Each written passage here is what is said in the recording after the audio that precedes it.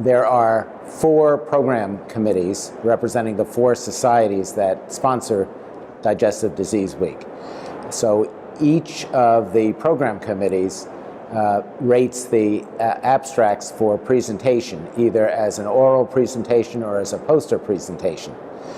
And then they review them to see which is the best of the best. And by the best of the best, we mean which has important results that may affect clinical practice immediately or in the near future, and which would be of great interest to not only gastroenterologists and surgeons, but also the public in general.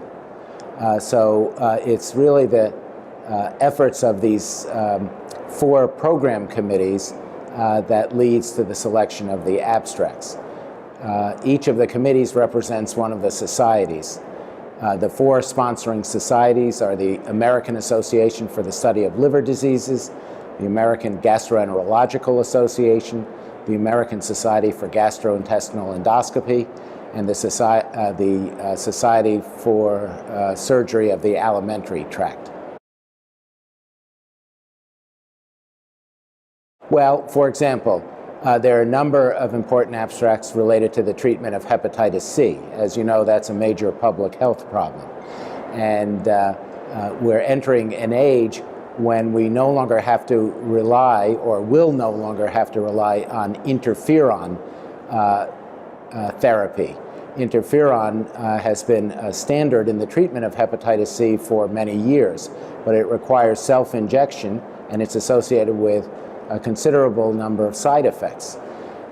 We now have available new oral administered agents that are relatively free of side effects.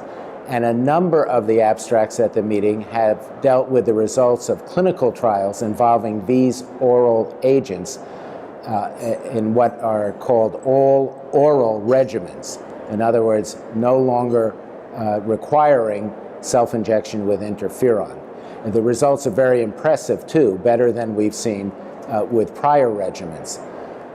Another area of great interest is the intestinal microbiome, the collection of bacteria that we all carry in our guts.